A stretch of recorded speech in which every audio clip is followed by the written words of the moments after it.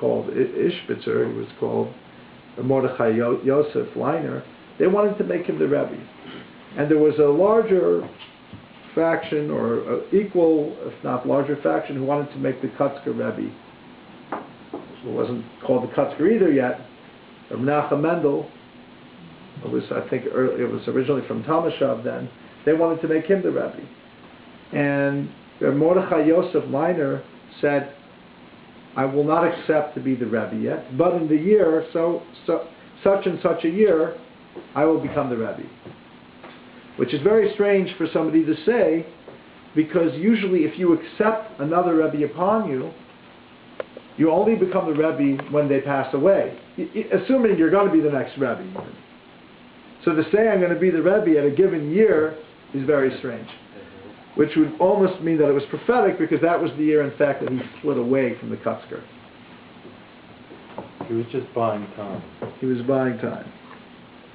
So even when he was a Chassid of the Kotzker, he wasn't a regular Chassid. He was the most respected Chassid. There were two Chassidim of the Kotzker who were the senior rabbis, essentially, who helped run the organization. There was Rabbi Alter of Ger, who would become the Ger Rebbe, the first, would begin what would later be known as the Ger Dynasty. And he was like the Rebbe's, the Kotzker's lieutenant, and Mordechai Yosef was the other lieutenant, who was the Rosh Yeshiva, who taught the higher level students. He was the one who taught them. So it wasn't like they were just, the Kotzker Rebbe and all these Chassidim, and Mordechai Yosef was one of them. He was always like really in the inner circle. And what happened is, and what was interesting about this, paradoxically, is that in Kotzk, the truth was the most important thing.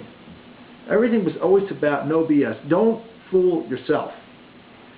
Forget about fooling other people. That we know we have a problem with. We try to pretend to be something that we're not to impress other people. Right? Okay, we know we're doing that. That's for societal reasons. I don't want to lose my job. I don't want to lose my status. I don't want to lose my reputation. So I put on a certain face of what I'm going to be, so people should accept me and think highly of me. Well, that's understandable, because at least you're fooling people for a reason. It may not be the right thing, but there are people who not only do they fool other people, they actually fool themselves. In a way, when you fool other people, you know in your heart of hearts that you're not on that level that you're presenting yourself to be, and you maybe feel a little bit guilty about it. You wish you could get better, and maybe you do. Maybe you strive to improve your inner life to make it match your outer life, or maybe you want to become more honest in the outside eventually. You'll meet somewhere in the middle somewhere.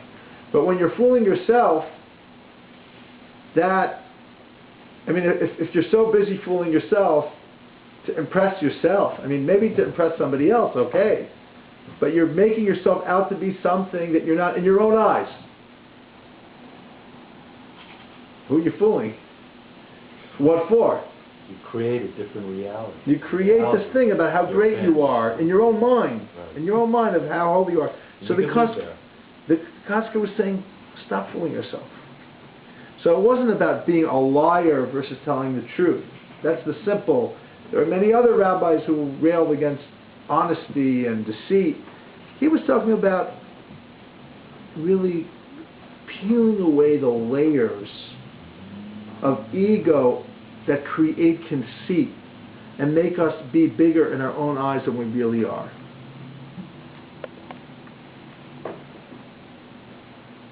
And he still embodied the teachings of his Rebbe, which is emphasis on Talmud study.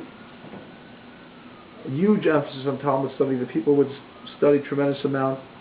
And in addition, in Kotzk, when you would come in, they would belittle you so that you wouldn't think of yourself as being some big shot.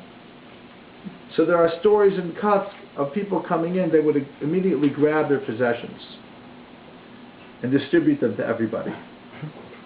So anybody coming in with the Perry Ellis matching suitcases and the big bank account, they would be like, okay, it was a little like a socialist situation there.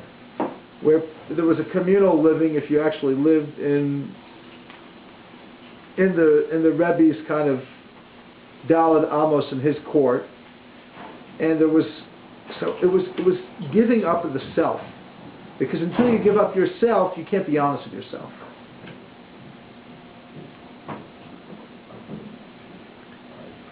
To summarize what Kotzk is and how they differed from other movements, there was one of the Chabad Rebbeim, one of the earlier Chabad Rebbeim, or maybe not earlier, but kind of, it may have been the fourth, may have been the Maharash, who said, what's the difference between Kotzk and other Chassidism? By the way, many people said Kotzk was not really Chassidus, because they emphasized the negative. And Chassidus is always about emphasizing the positive. So once you start talking about how you got a lot of bad in you, that's Musar again. That's something else. It's not Chassidism. But even though that was like some critique that some scholars have said, nevertheless, Chassidim totally accepted the Kotzk movement, even if they argued with it, as one of their own, as a Chassidic movement. So what was the difference? So I believe it was the Rebbe Maharash who said the following. He said, mostly Chassidism tries to get at the little bit of good that's in you and like bring it up and let it shine, let it get all over. But there's another school of thought, the Kotzk school of thought, which is there's a lot of dirt in the way. So to really be able to see the light, you first have to really take off all the crust, take all of the dirt off, and then you'll be able to get to the light. What's the problem with that is that if you're so busy with the negative elements of yourself, you may get trapped into it when you keep working on it. You may never get out of it.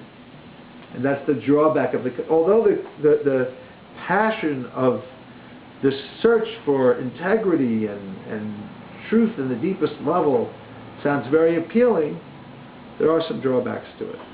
So it seems that the Hashiloach took a few things out of Kotzk, but may not have taken that message so much.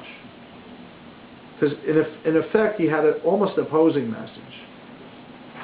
Not necessarily. We can talk a little bit about this later. But before I get to his message, we will do that.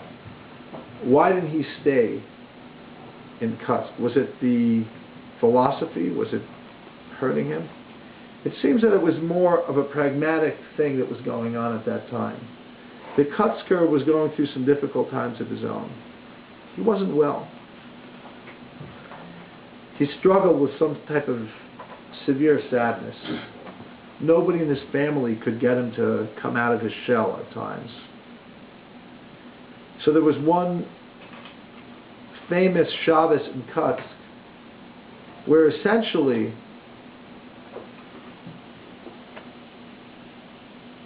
as Shabbos came in, the two of them were talking and walking because nobody else could get to the Kotzker except for